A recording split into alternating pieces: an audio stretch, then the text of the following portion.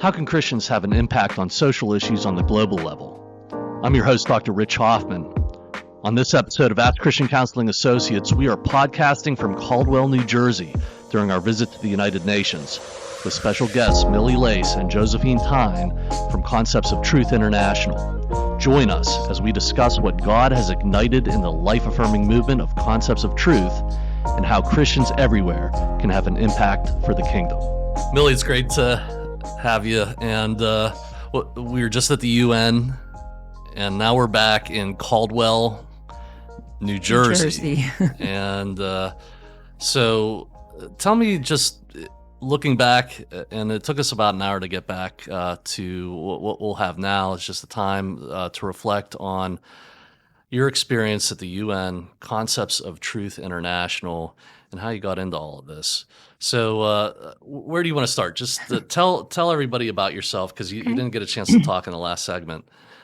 That was good. Yeah, I will. That's fine. No, the last segment was so important, right? Because it was some of our friends that we've met through the years. But yeah, so I'm Millie Lace, and I'm the founder and director of Concepts of Truth. We say Inc. at the UN because that's how we're accredited, but we're also known as Concepts of Truth International. Okay. But so we're a nonprofit counseling organization, and we direct a 24/7 helpline for reproductive loss and sexual trauma.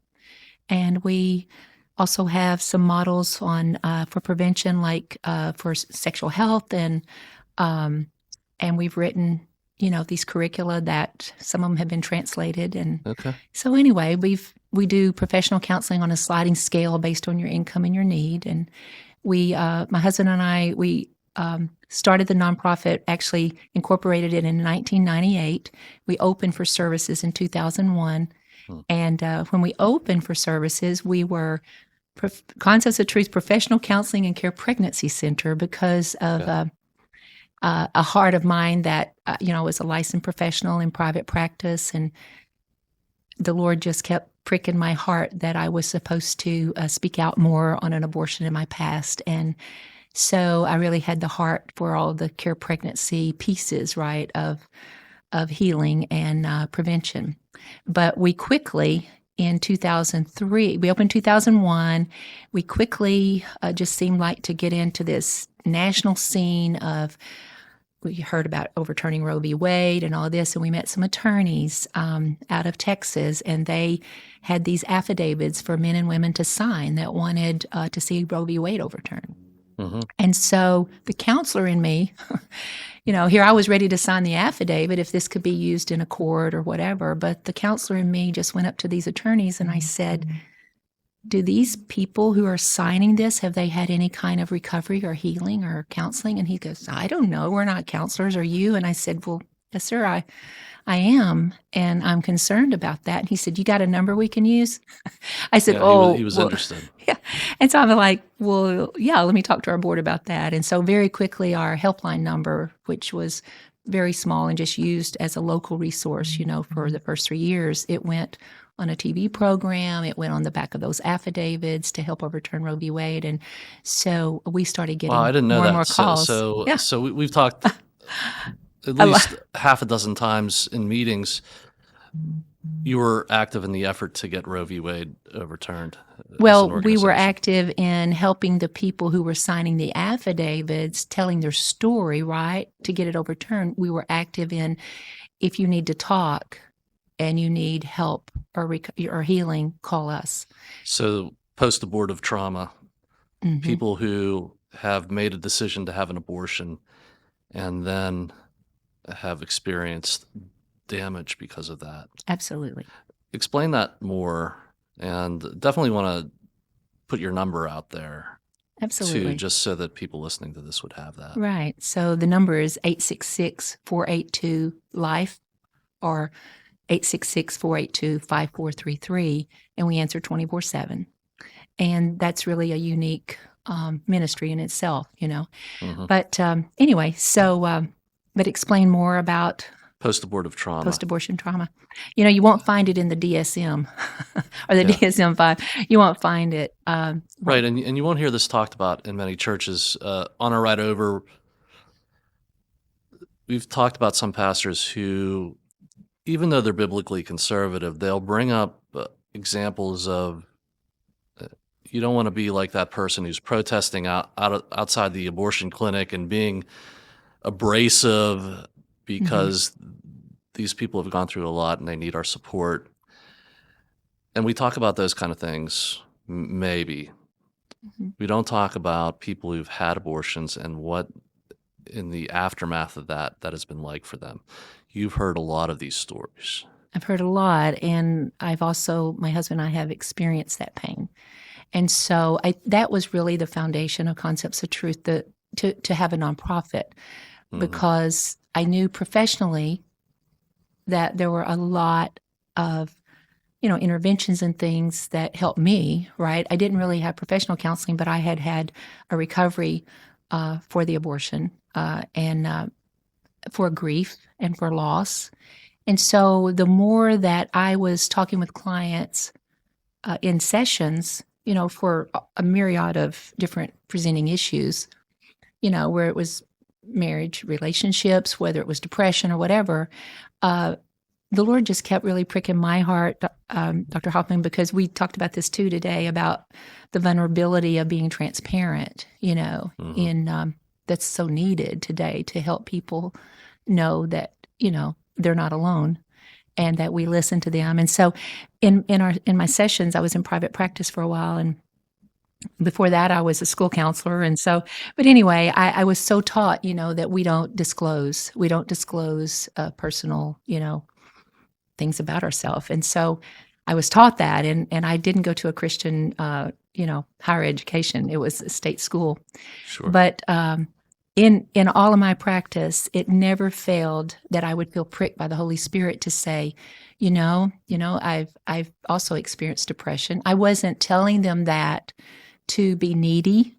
I was sharing that so I could sort of level the ground, and immediately, in any time that I may not even say why, but if I said anything, like, wow, I may not understand your situation, but I had a situation in my life one time, and immediately, everything softened in the counseling session, and I saw them relax and, just be more trusting and more, willing to share.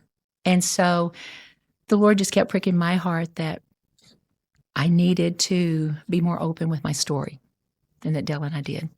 And so, I started sharing more about it. Dell and I were married. I'll share a little bit of it. Sure, just my please testimony. do. Yeah. Dell and I were married, and we had a 3-year-old son. And I was taking an experimental drug for a tumor on my bladder. We were active church members. My husband, Dell, was a deacon in the church. We led children's church, all the above, very active and loved the Lord, in a very Bible, based church. And yet, I knew, and I'd heard it. My abortion was in 79. Roe v. Wade, became legal. It was 73.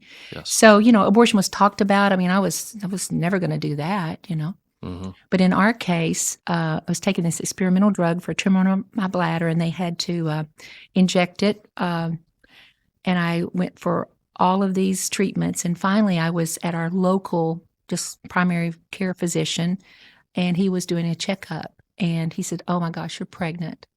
And I said, "Oh, that's good news." He said, "Oh no, that's not good news." And I said, "Well, why?" And, I was by myself that day. And he says, "Well, you've been taking this, it's called DMSO. I could go into it. It has a big, long name, this experimental treatment." And he says, "Oh, you could die." He said, "Or your baby could be a monster. You'll never forgive yourself."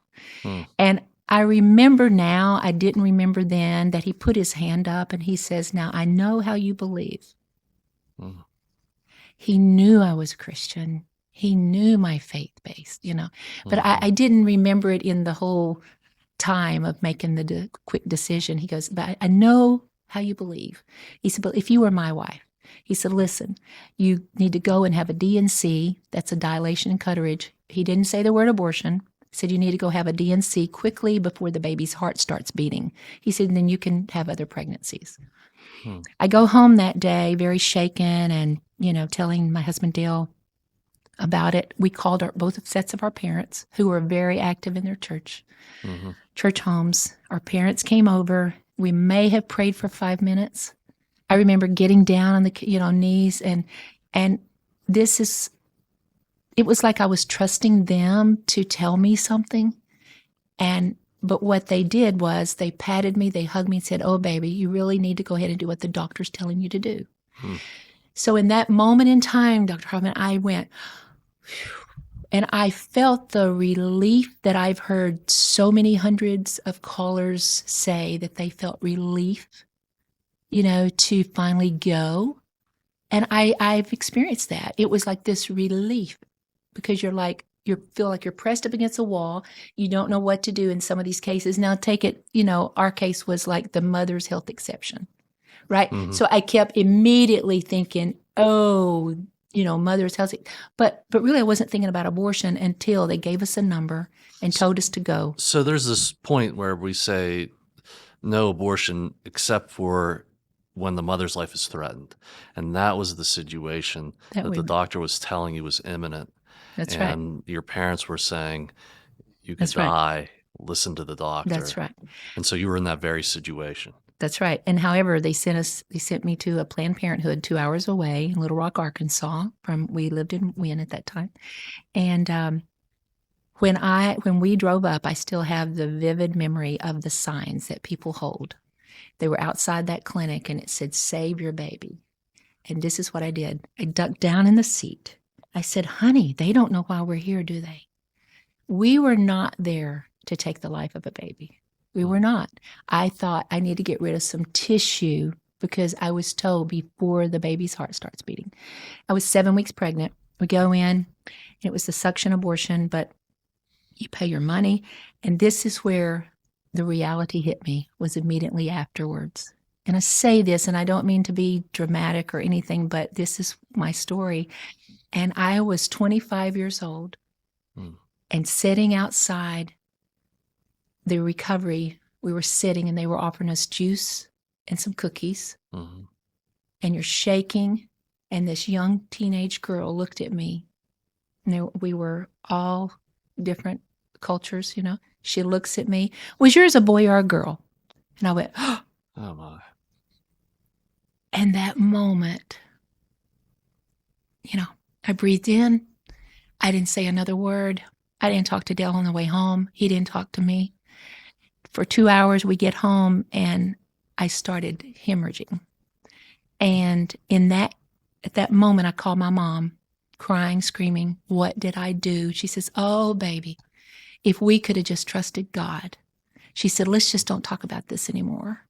I don't blame my mom for anything, for any of that. I've worked through all that forgiveness. But that night, I did not call an emergency room.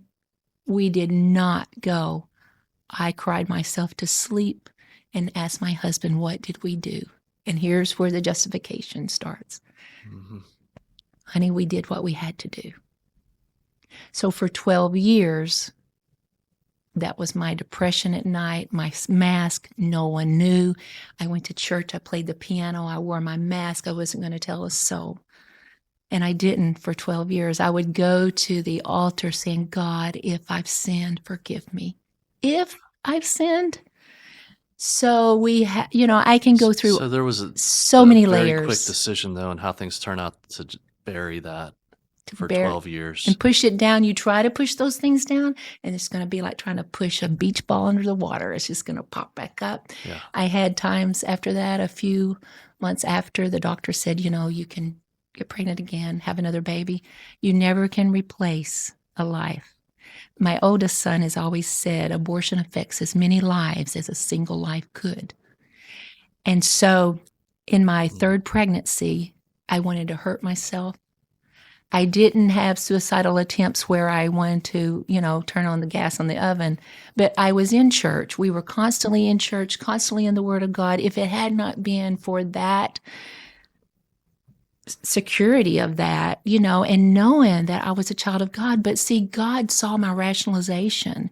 He saw all where I was. He saw that I was for sure confused, but I had to work through that. Mm-hmm. So, I think sometimes you know what, God, during those 12 years, He's a patient and loving God. And He was patient with me. And so until I heard another woman give her testimony and be bold enough to say, there is hope and there is healing after an abortion, I was like, how do you even say that word, in a pulpit or to, out in the public? Mm-hmm. So I understand the shame. I understand the pain, the psychological distress, the depression, the suicidal thoughts, and some have suicidal attempts. And I would absolutely want to punch myself in the stomach for the third pregnancy, but I wouldn't, but I wanted to, and I would be angry at God, and I would walk through the hallway and I'd say, God, just take this one. I don't deserve a baby. So, but no one knew those things except my husband for 12 years. Yeah. But the beauty of God's grace is that it is grace. And He is a forgiving God. And I have had to tell so many women and men, yeah, we think it's an unforgivable sin, and it's very hard to accept that you have taken the life of a human being. But when we accept that and we work through the grief, we work through the anger, the denial, you're in denial and you're working through all these different, we call them stages of grief, but honestly, it's a process, and you're going back and forth, and all of this. But sure. Until I worked through that, and I would sit up at night writing. I was in this recovery group, and I'll never forget, I was writing and I was sobbing and, this is good, this is good. And my husband would say, oh, honey, please come to bed. I said, no, leave me alone. Leave me alone. I had to work through it. Mm-hmm. And the beauty of it all is about 2 years later, my husband worked through his, when the reality of he attending a memorial service with me for our daughter, we named her Jill Allison. Mm-hmm. And he attended a memorial, and God began to work on his heart, and he couldn't justify it anymore either. And so, through all of that, God gave that heart to want to help someone else. Yeah. And I know I've talked a long time, but well, you're clearly sharing a time of deep inner turmoil that happens after this, and doing this in private. Yeah. Oh, for sure. No one had Isolated. any idea that this was going on. And to add to that, your husband also. Absolutely. Dale, if he was here, and he said it before many times on, with his testimony, he says, I never got to walk my daughter, I never got to walk her down the football field for homecoming queen, or, plan a wedding, or anything. Yeah. And, so it's reality, but the hope is we will see our children one day, because that was I was 7 weeks pregnant. I mean, we have so many so much science today, we know after 21 days, the heart's beating. And so when we, accept all of that and move from that, it's like, what's amazing to me when you talk about the church, and I love the church. I love God's people. I love pastors, but you are so right. There's so many, I think, different kinds of trauma that we don't talk about, and we don't talk about personal, what we think private things, but what God has shown us at Concepts of Truth, and to Him be the glory. Once we, in a sense, focused on a specific trauma, because we were very much so, not in our professional counseling. We saw children, youth, and families on myriad of issues, but in our recovery and on our helpline, it was specifically, at first for abortion recovery, and we've seen so many experience the freedom that can come, and then for them to help someone else. Yes. So it is the ripple effect, Well, 3 things. First, that recovery started with somebody getting up and admitting that they were in pain and had suffered. Absolutely. That triggered in you to seek healing and recovery. And that night, I'll never forget when I heard this lady, I thought, I got to talk to this lady, and she lived 2 hours away. I waited till she got home. I got on the phone, because I whispered to her very quietly, at the end of the, it was a church service. I whispered to her. Her situation was totally different. She was, she wasn't married at the time. She had whatever, but the commonality was, we had both taken a human life. And I just whispered to her, I need to talk with you sometime. Yeah, you And reached out to her. I reached out to her that very night at midnight. Yeah. And I'm calling and I'm crying and and my husband was not home at that time. He was off. Dale was in the National Guard, Army National Guard, and he was off at a camp and a training. The next day, I took our boys out of school. We drove to Little Rock, Arkansas. I found him at the camp, wherever. I thought, we got to talk, So, I mean, immediately there was movement of release of. What a wise decision to take, because sometimes even people, they get that notion and they just let it go by. Oh. So that'd be the first thing that is really interesting to me. Second, what your son says is that just as many lives as that person's life would have touched is the people who've been affected. Absolutely. And so it was you and your husband, but so much more. Here's they're called sibling survivors. My oldest son has many times said, I need to write a book, Mom, about the Allison Gap. He's got, a younger brother. And so I have two boys, but in the middle I would have had, a daughter, or we feel like that the Lord revealed that to us, and and He can do those things. He can give you a dream. Yes. We've both dreamed about her. It's amazing how God designed us when we've tried to push back the pain, when we release that, in our hearts and in our minds, what He can reveal to us. It's amazing. Yeah, and then the third thing, the doctor who says you need to do this. I remember with every one of our children, there was, you need to have this test, and if it comes back positive, we're going to have to make a decision. They do that. And how many people take those tests and are thinking, wow, there's a choice now. Mm-hmm. And at a very vulnerable time, that suggestion being made, what do we, looking back personally, professionally, what do we say to the doctors who are in this moment, given what you know now? Well, in my case, I had to write him a letter, because I had to tell him how angry I was, and I had to forgive him.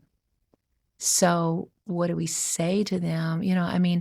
I think people trust that authority, and we're vulnerable to that, right? I mean, the medical professional, because we've had, many callers, that were in my position, and they were told the same thing. And I would say, I'm going to ask you to trust God for 24 hours.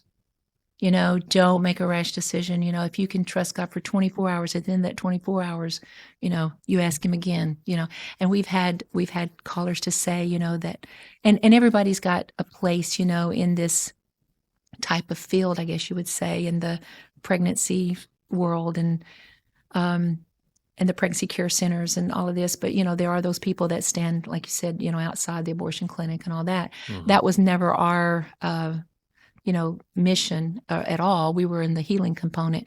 But we've had callers to say, they got this card. Someone talked with them before they went into the clinic. They were in the clinic and they had been praying themselves that God would give them a sign, that this was wrong. I mean, because they're in this conflict big time, because especially once they've seen an ultrasound.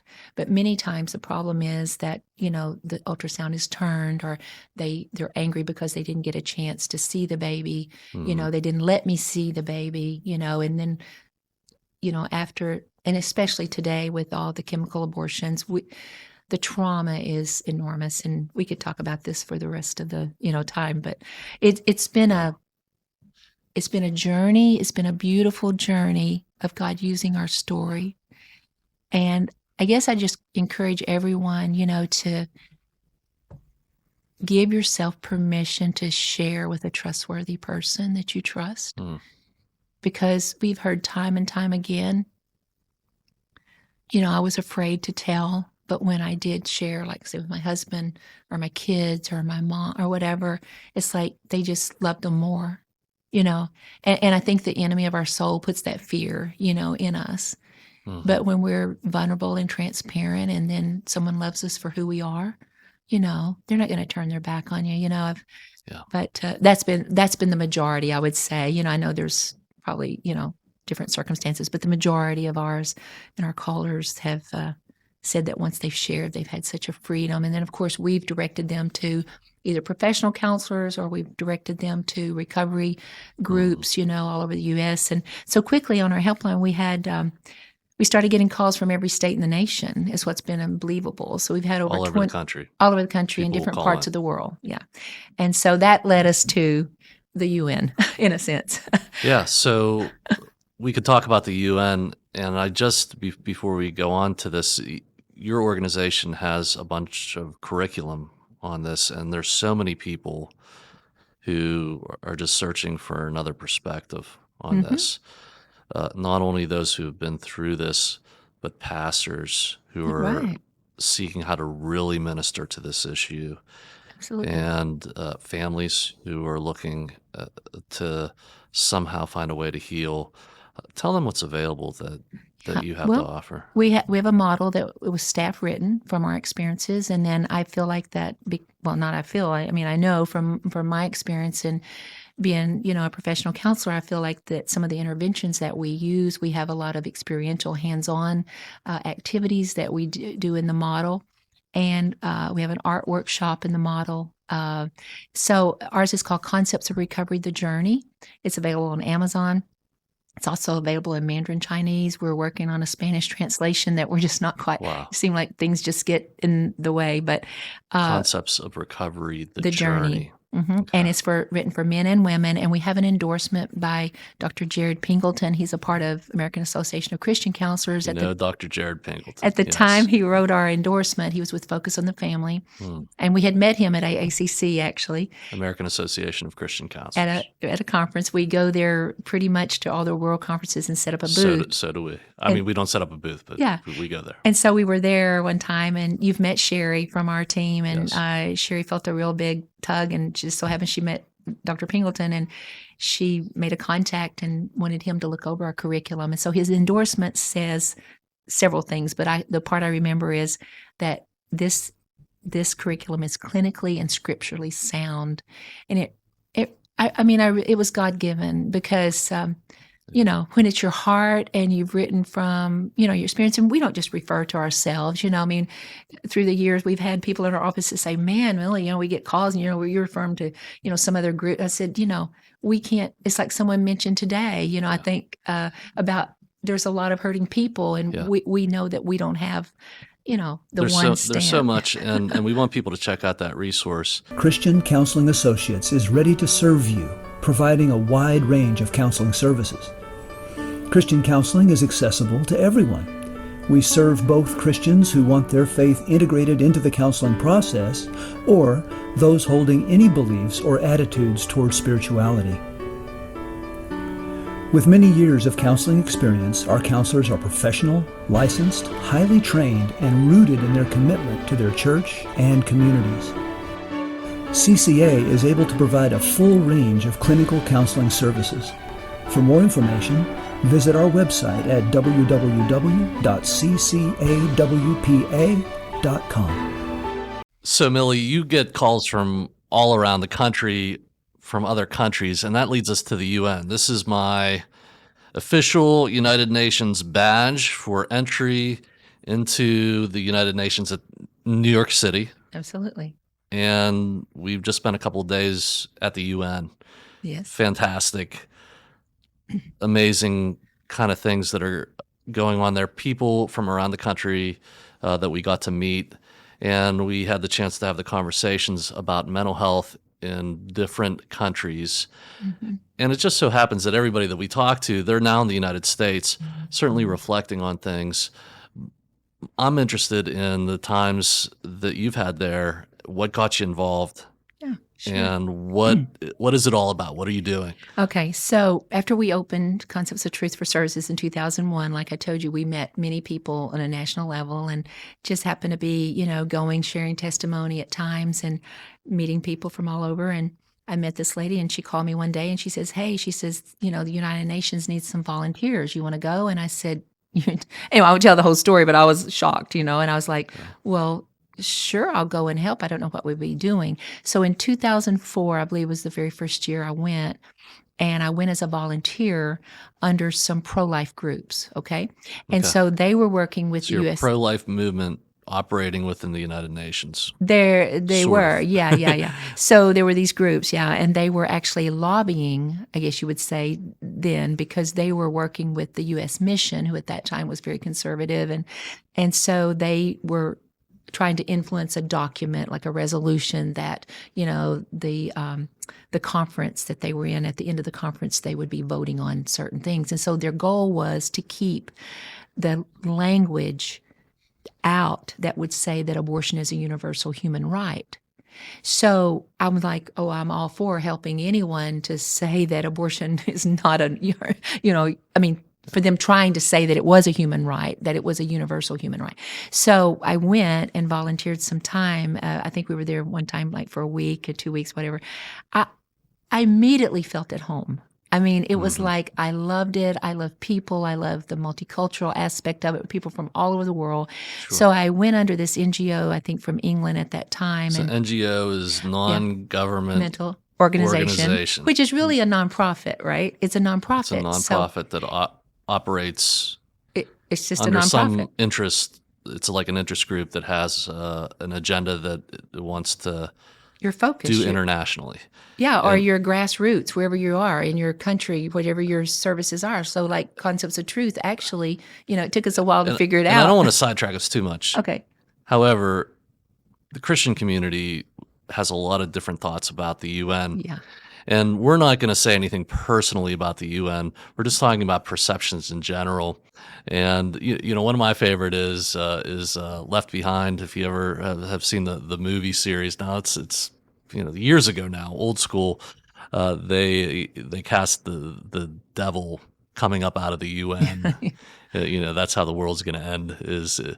And you definitely have this one world order appeal in the Book of Revelation, and so you could think that hey, that's the UN. It would be fair for me to say some people would regard that as a pretty evil place, and again, that's certainly not what we're going to say personally. That perception's out there. What are some of the other perceptions do you think people have of the United Nations? Yeah, because I think when they see that we're accredited with the United Nations, they're wondering how in the world, What's Millie someone Lace from doing Wynn, there? Arkansas get going. Yeah. So after several years of volunteering, and going almost on an annual basis from 2004 to around 2012, 2013, so I don't know, 7 years or so, right? We were starting to get calls, from other countries, and we had changed not changed our name, but we had added the Concepts of Truth International, to our name. And so we had a logo that was a nation at the first. It was the national helpline, and then we wanted to be international. So we had a board member, and he says, well, I just have a question. He said, we just got to change our logo. He says, we're getting these calls. And he says, and yeah, you're going to the UN and, you're volunteering, but you say you're not under Concepts of Truth. And I said, oh, no, we have to be under an accredited, NGO. And by that time, I had begun to ask, and so my friends, we saw people presenting these sessions in these conferences, but yet some of the groups we were with, they were here working on this document. And I'm like, well, we have stories to share. I want to share with people about our model for recovery and all this. How could we do that? And they said, well, there's a process. So we learned that, there was a protocol for proposals, right? Right. But and I've heard you talk about just the process of becoming Concepts of Truth International. It's a struggle. It was a battle to get into the UN. Oh. And what you're mentioning is that there's competing forces here. There's interest groups that want to all over the world make abortion a human right. That's true. And so one of the things that the UN is interested in is human rights. That's true. And so forces could get in there and say, well, if the world's going to care about human rights, then give everybody abortions, or make sure that every doctor is in every place around the world saying you need to do this, and you saw that, and it was time to get involved. Well, and because also in the Charter of the UN, there's one of the articles that say, that they're for life, liberty, and the security of persons. So you think about the, Which is sort preborn. of like life, liberty, and the pursuit of happiness. Exactly. So, and so we're talking about life. Yeah. And we're talking about security of persons, and so, if you want to call the preborn child a person, a human person, and I want to call it a human being. Yeah. And so along that I vein, mean, you're talking about getting involved for the lives of unborn children all over the world. The opportunities there in the United Nations. well, our goal was that, when our board wanted us to start the process, which was very, it's very arduous, it's lengthy, but God was truly in it, because we did not compromise anything about our Christian faith or who we were. We were told by many pro-life Christian groups that we were told, do not mention the A word, do not mention, that you're Christian. And I said, well, that won't work. You mean like when we're going before this panel to be accredited? I said, that won't work, because that's who we are. And all of a sudden, the Lord just kept really reminding us of our focus. Our focus is on serving and helping people heal, and educate and be informed. Someone asked me right after we got accredited and we were having an event, we had invites, right? And we wanted people to come. And I had this lady on the elevator. I said, may I invite you to our event? And that's what people do. Sure. Yeah. So when she looked at our event, she goes, are you pro-life or pro-choice? And something, Dr. Hoffman, just stuck right here. And all of a sudden, I don't know how to answer. And this thing just comes out. And I said, I'm pro-informed choice. And it sort of scared me. And I thought, what in the world did I just say?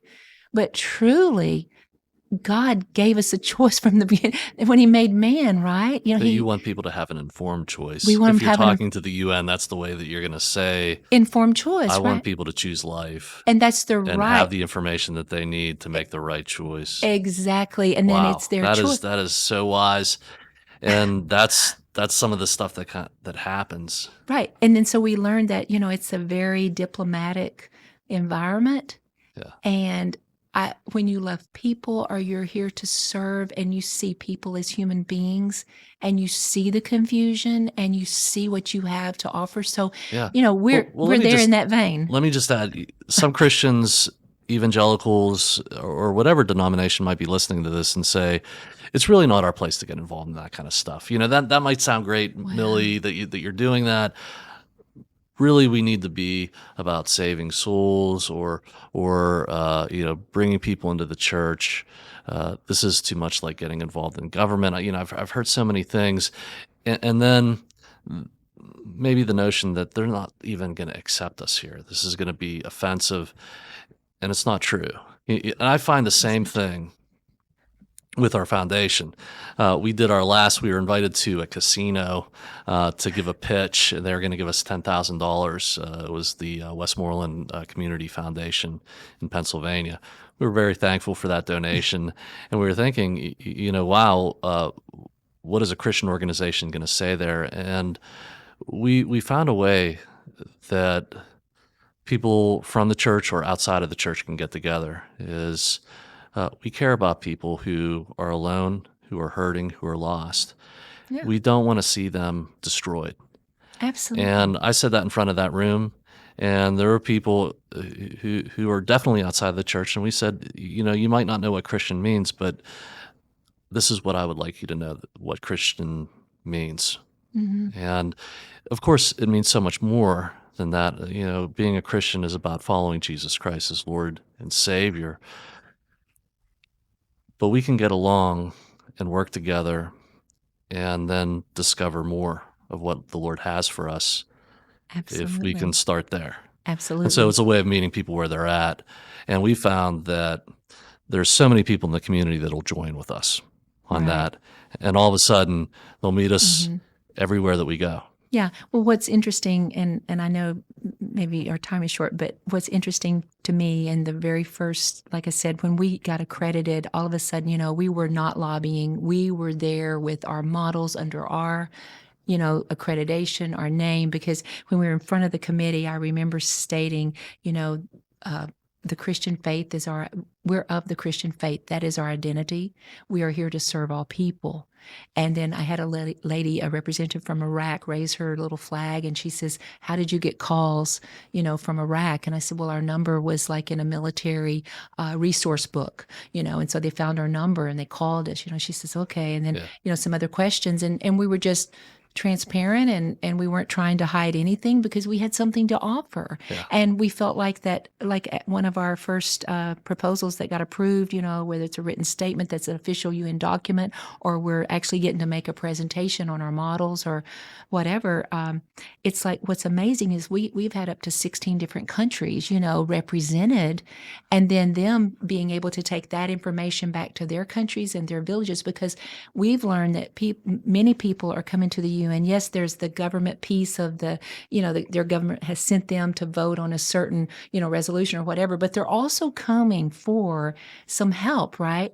They're coming for some practical model of something they can take back. And so many times, whether it's Muslims, Christians, whatever, coming to our sessions, they're leaving happy. If you think of what we had the opportunity as a group to meet with today, a person from India, Colombia, Argentina, at least we had access to that, the Philippines.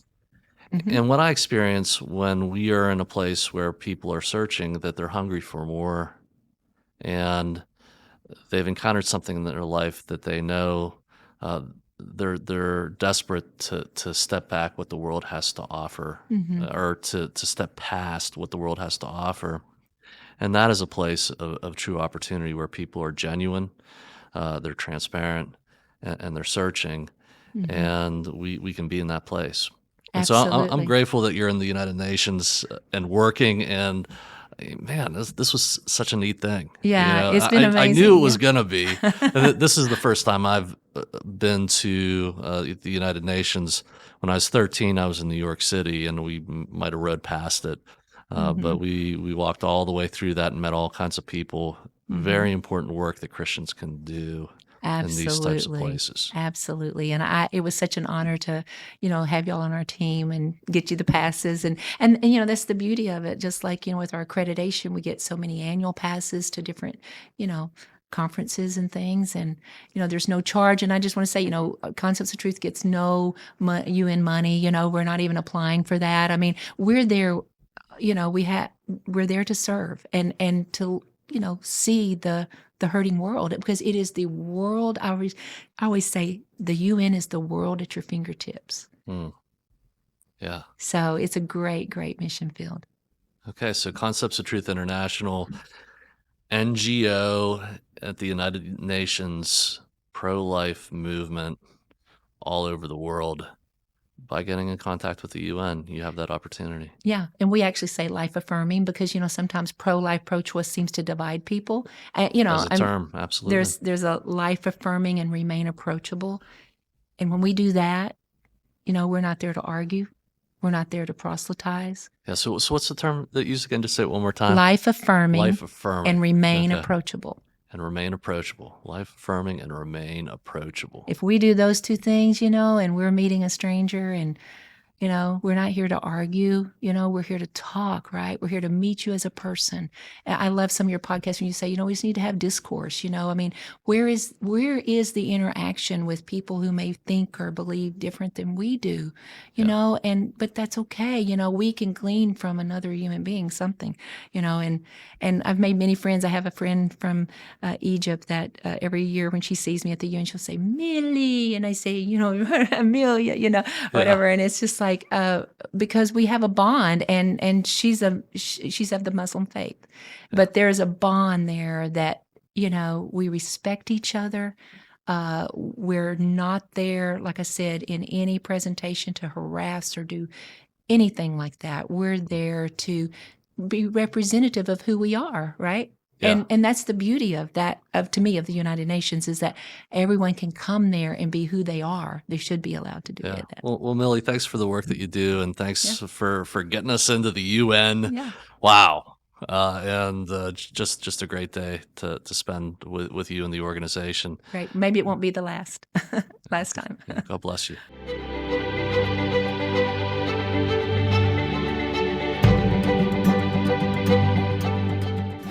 I'm David Collins with Christian Counseling Associates, in particular the Foundation for Christian Counseling. I'm also a licensed professional counselor.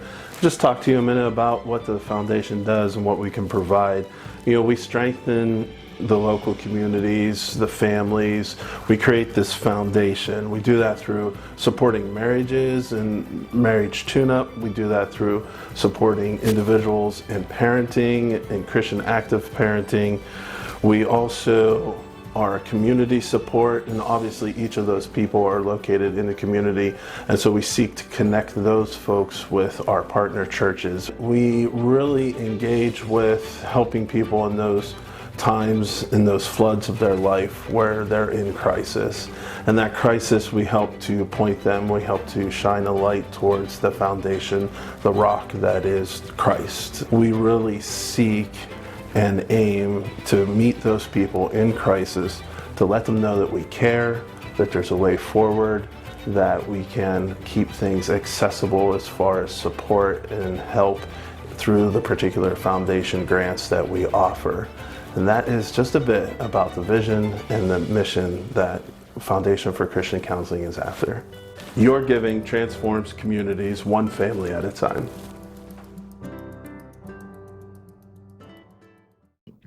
So, Josephine, you are a representative to the United Nations with Concepts of Truth. Tell me about that. Tell me what you do and what you're passionate about in the work here. Yes, I've been with Concepts of Truth for almost 7 years. And essentially what I do for them at the United Nations is I write written statements that are circulated through the United Nations and publicly made available within the organization.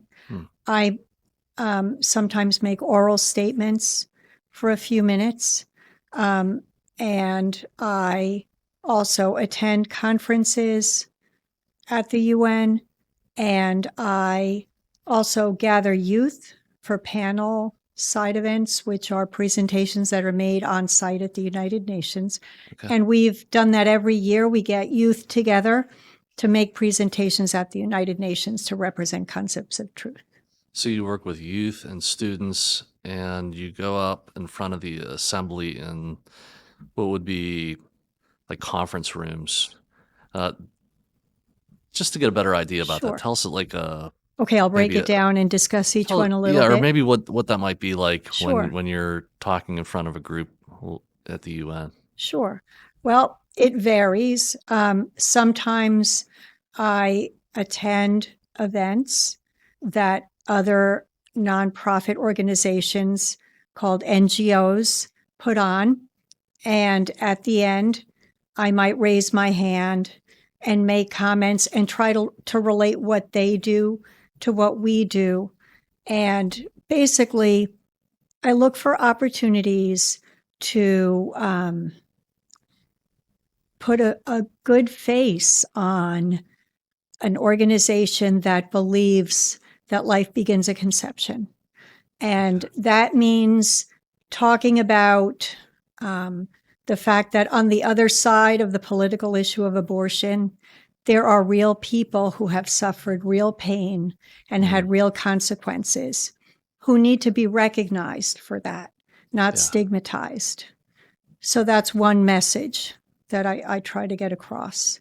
And so I might do that at the end of an event, raise my hand and make a comment, or I might ask to make an oral statement after a bigger session at the UN, and they give different NGOs opportunities to speak for a few minutes. And in that speech, I'll talk about the fact that Concepts of Truth has an international helpline. We've had almost 20,000 calls, or actually more at this point, from women and that's a lot of calls. A lot of calls.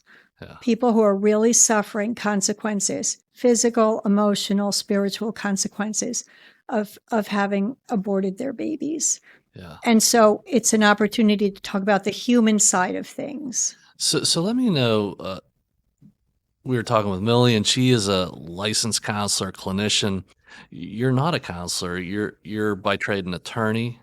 and certainly in the church, Christian. How does somebody get into this kind of thing? You're an hour away from the UN. We're here in New Jersey, and some people might not know just geographically that this is like right next to New York City. So you're here, but how do you find your way from like a local church to getting involved in something like this? How did that happen for you? It was completely unexpected, and just the Lord dropped this in our laps. And the way it happened was that we live in Caldwell, and back in 2015, I guess, or 16, Millie Lace, the founder and director of Concepts of Truth, moved to our town, and there was a big write-up about the organization on the front page of our local paper, to which we subscribed. And I and our 5 children were looking at this article. We were homeschooling at the time, and I told our kids, look at this Christian organization. They're pro-life. They've moved to our town. They're probably going to get some hate mail. Let's call and encourage them. Wow. So we did that, and we said, we're here, we homeschool, we're around if you need any help with anything. And Millie Lace actually talked to us on the phone and said, we're doing a 5K if you're around to help us out with that. So we were around to help out with that. And then after that, I guess we started talking about the beginnings of their efforts at the UN, and the fact that the United Nations really likes to hear the voices of youth. And so she said, it'd be great if we could do an event at the United Nations and have some youth to represent us. Yeah. Do you know who might want to do that? Well, a couple of our kids were involved in speech and debate. So I said, I know lots of kids who might want to do that. And so that began our tradition of pulling kids from homeschool speech and debate to participate in these annual events and do presentations. That's great. Yeah. You saw a Christian organization in the paper and said, I want to help that out. And that leads all the way to the UN and getting involved at a really high level. And I've been working with you for a couple of days, and Millie, and you're very humble about what you do. I think that you don't put it that way, that you're at a high level, but to get even into the UN, most people don't even get there. So this has been in taking that step. God opens this door for you and your family and a whole bunch of people that with children, or not children, but High students. school students, sometimes college. Yeah. Yeah. To give them that opportunity, who are passionate about life. And it is pretty amazing. Once before COVID, when we were live every time, at the end of these presentations, we would have discourse with people. Some of them were not happy. The UN tends to lean very pro-abortion, and people would slide into our event not knowing what to expect. And some would be angry. And the fact that the kids, as well as ourselves, could communicate with them in a compassionate way really had an effect. And that was memorable, as well as having people come over. I've had this experience also, because not our presentations were very factual. Mm-hmm.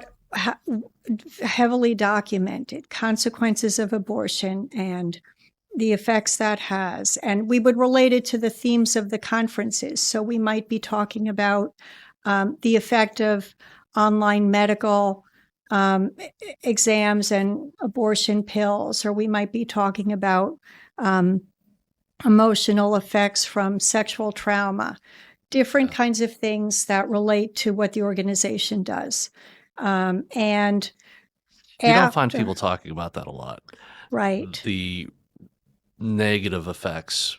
Millie had a very personal story, and both of you, I'd imagine, thousands of people that have talked to concepts of truth, and you're aware of those stories.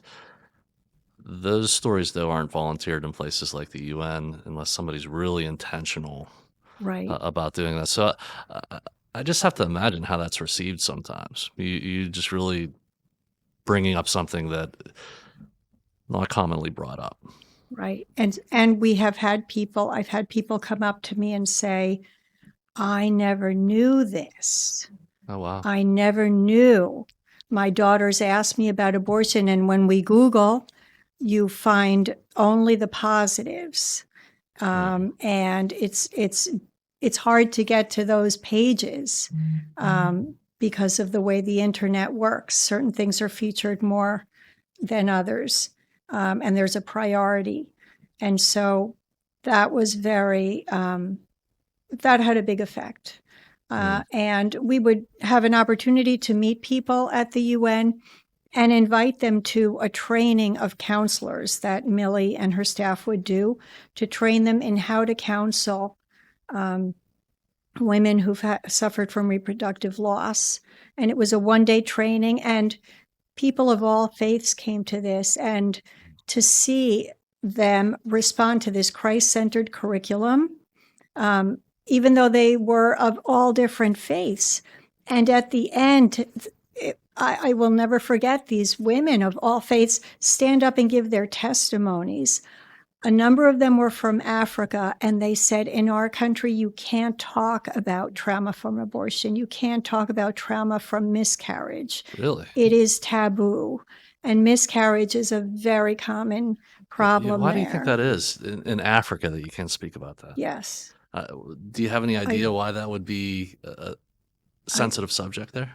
I don't, but I have, in written statements, had articles about this very subject, that it's just taboo to talk about these things. And yeah, I've never heard of that. It's very interesting how that gets banned or restricted in places where you would not figure it should be. Well, it's Like, related why would Africa to care? well, the heavy miscarriage is related to some of their practices, like genital mutilation, which they don't want to, necessarily public. change at the moment. That is changing. In fact, I went to an event today just on this subject. 200 million victims. Oh my. And so there. Yeah, I'm not sure the general public knows about The that extent. kind of procedure or what that means. It'd be very foreign to think about that in the United States. Right. So there's probably some practices that other countries don't want to have known, and for that, just restrict this whole subject. Right. But they so appreciate a forum to have conversations Yeah. like this training provided. Yeah, but if you bring up the negative things, the reality about abortion and what this is going to lead to, then people that you would not figure would be agreeing with you all of a sudden are coming to you and saying, wow, I never knew. And thank you for bringing this up. Right. And that's something that Christians don't understand. For a long time, I've done work in the United Methodist Church, and one of the things that we were able to do in, I think it was 2016 in Portland, there was a pro-choice group. It was the RCRC, and it was something, the Coalition for Reproductive Choice. I forget what the first acronym was in that, but we had to get up and convince very liberal people who were very pro-abortion to ban that organization. And we were able to do it when one of the persons got up and said the reality that this organization supports abortion up to the last day of pregnancy, and talked about how gruesome some of the realities of abortions that happen in the third trimester and what that looks like, and how that is for the mother and the child. and that really swayed a lot of people, and a lot of people that we didn't think were going to vote to oust that interest group. They voted to end it. And so it really does make an impact just to talk about the facts. And Does. that's what your organization does. You have all of that information, Yes. and people could come to you and consult with you about all that and learn. Yes. And also to educate countries who are not fully aware of what the landscape looks like with regards to abortion and may be confused. And so, for instance, recently there was an event, and a friend of ours at another NGO had an opportunity to tell an ambassador that, there is no international right to abortion. And that had been a source of confusion. And believe it or not, there are a number of groups at the United Nations who are pro-life, pro-family, and they have locked arms. They may not agree on a lot of things, but these are countries that have come together and signed a document called the Geneva Consensus Declaration. There's about 30 countries, and they have locked arms on these issues. Okay. And they're making the statement that we believe we are pro-life and pro-family, and we want to be united. So on 30 these countries have issues. signed off on this, and I don't want you to name all 30, but is the United States on that list? Well, this was spearheaded under the Trump administration when Nikki Haley was the ambassador. Really? Wow. And it's only been in existence probably a couple of years, maybe 3 years. But with the Biden administration, the United States backed out Oh my. of the declaration. So Wow. we are no longer a signatory. What do you think about that? I think that's very unfortunate. Yeah.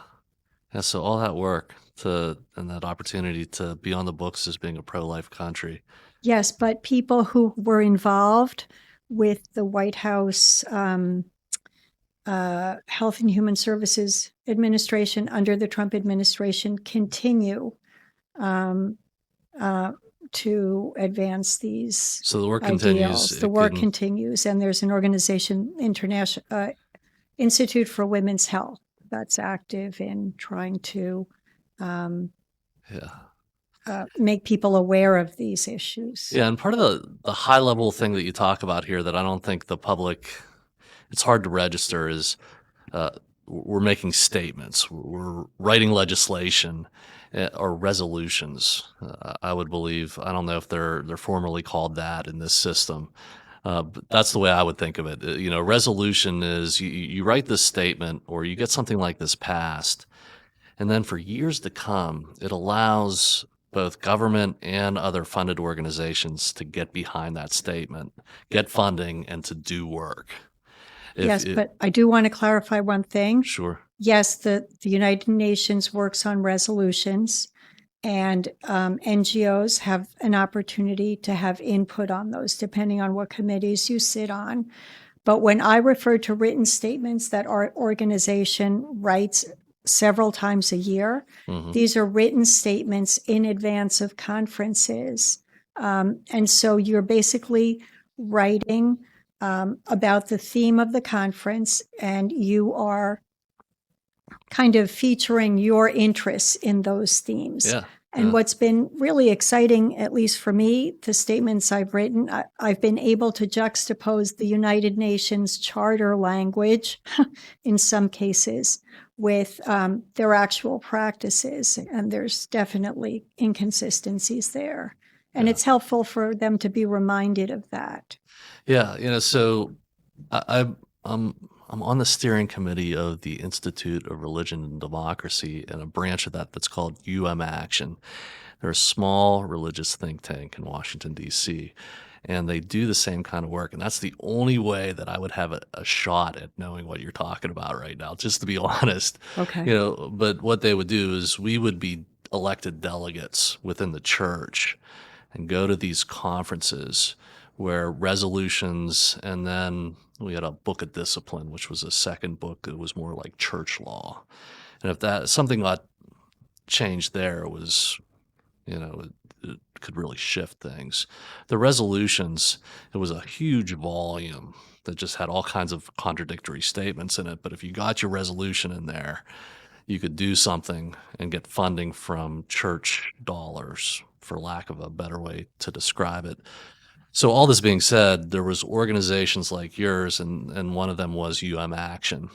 They would write statements, and then they would hand them to us as we walked in, or we could access that information. Then we could do speeches off of that information.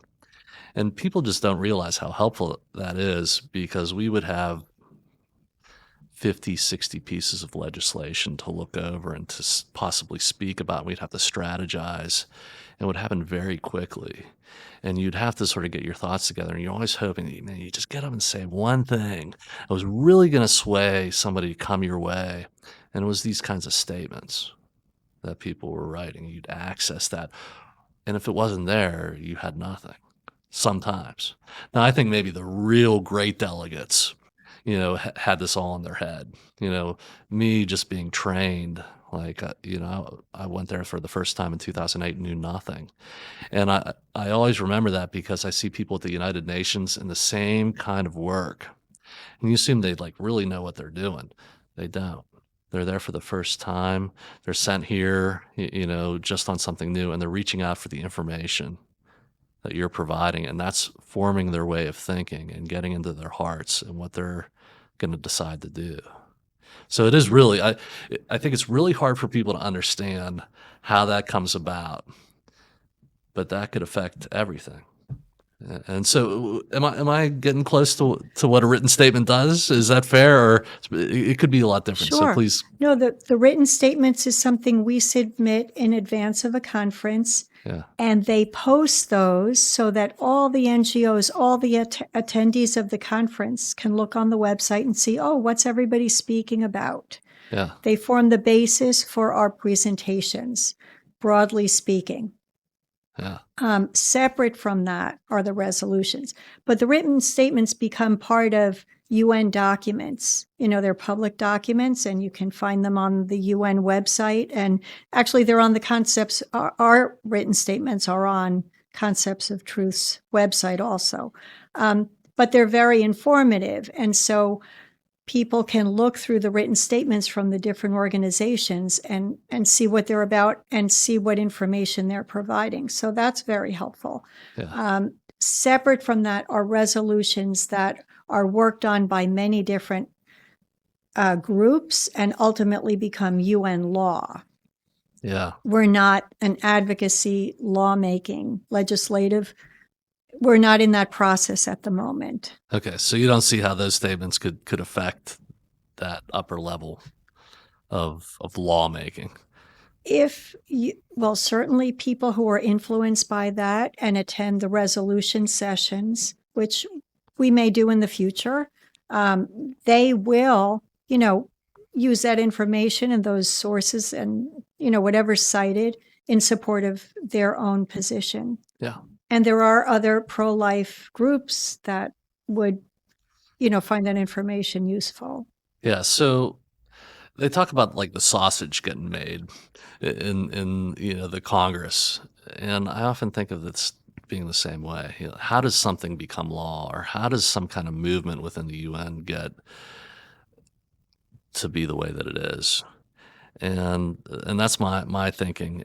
Again, it might be a little naive or simplistic, but when people hear that this is what you got to do to really have an impact, they sort of back away, like, oh my God, I'm writing statements and hoping that they get published. But I would want to say to our audience, this really does make a big difference, that there's people out there operating, making public statements, writing those things down, and other people are going to pick that up. And what we hope is they're going to grab hold of it, use it, and it's going to create a movement in a certain direction. And what we hope is that it's going to glorify God. It's going to be of Christ's design. Amen. Yeah. and that could happen. In fact, let me make a bold statement. In this venue, that's how it's going to happen. That's the work. You can't just go in there and say, I want to change this. And it's, It happens like that. It happens in our presentations, but also one way that it significantly happens also is you attend events or you're sitting in the hallways and you're meeting people all the time. For sure. It's all about meeting people and having those one-on-one conversations. And I've had a number of conversations just in the last 2 days about our curriculum and it's faith-based, what it's about, how healing, how we find forgiveness and hope. You're telling people about Christian things, teachings of Jesus Christ in many different ways. And you could put it in written statements and make pronouncements to groups. But just as important, you're staying there all day long, having conversations in the hallway, building relationships with people, trying to win hearts and minds. And it's year after year kind of work. How many years have you been doing this now? 6 years. Yeah, so it takes plenty of time. That's another thing that I think that people don't realize. Like they want to, get elected president or make some kind of big action that really quickly changes something. This is slow change, and it happens gradually. And it can happen, but it's a lot of work. So I think you've been doing this for years, and talking with Millie Lace, years and years, and concepts of truth, all that goes into that. It's some difficult work. It's not easy, but you definitely, in order to spend this much time and effort on it, you really have to believe in it.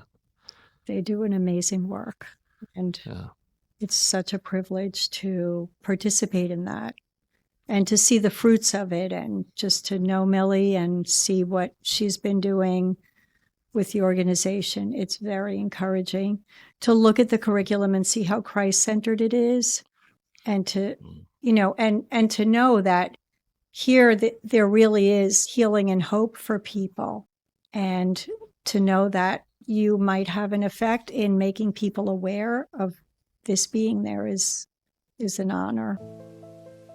Hi everyone, Dr. Hoffman here. I want to tell you about our dinner auction fundraiser to support the Foundation for Christian Counseling. This year we have 2 auction dinner events, April 21st, 6 p.m. at the Crane Room in Newcastle, and April 28th, 6 p.m. at Gianelli's 2 in Greensburg, Pennsylvania. These events will feature a live and silent auction along with guest speakers from the community. All proceeds will go to support the Foundation programs, which include counseling grants, community marriage and parenting programs, opioid crisis response, and education and support for pastoral counselors. The Foundation saves lives by delivering faith-based clinical interventions and support to some of the toughest to reach places. This is your chance to get involved in a great mission. The Foundation provided over 3,500 counseling sessions to those in crisis last year. To continue our mission, we need your support. Join us at the upcoming dinner auction fundraiser. Visit our website to sign up today. I'll be there, and I hope to get a chance to meet you also. Together, we can transform communities one family at a time.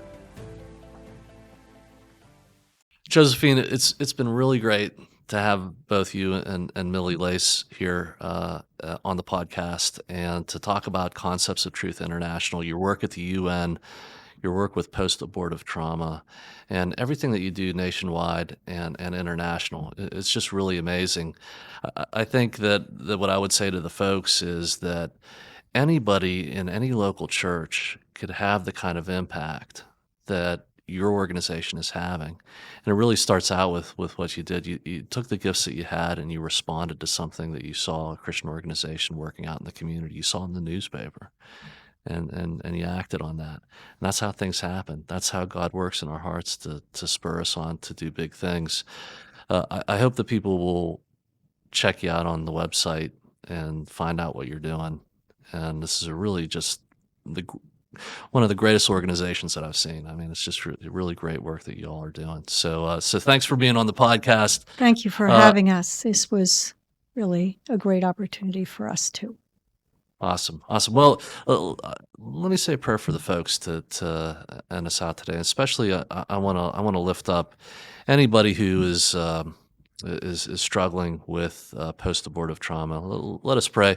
Lord, I give you thanks for Millie Lace and Josephine Tyne and Lord, all of the people of Concepts of Truth International, all the people who will step forward in faith to work internationally on issues like life-affirming or pro-life issues, Lord. And I want to pray for anybody who is struggling out there with what we've talked about, who are looking back on a decision. Maybe that was an abortion. Maybe that was just listening to somebody in authority who they trusted, and now they realize that God had something different to say. They can clearly hear that. Maybe they're remembering somebody who spoke in their community about an experience that they've had, and they're remembering that now and experiencing deep pain. Lord, we lift them up to you today. We ask for your blessing. And Lord, we pray for all the people who are searching for more in their life, and they're listening to this tonight, and they say that I want to have that kind of passion in my life, where I'd reach out and minister to people, but I don't know how. And Lord, I'd pray that they would take the first step, that they would call out to you and pray to you, Lord, to say, Lord, I want to give my life to you. I want to make you Lord and Savior tonight. And Lord, please come into my life and lead me like the people that I've seen here. And so, Lord, I pray that you'd reach out to these people ready to take that step. And Lord, we pray this all in the name above all names, Jesus Christ.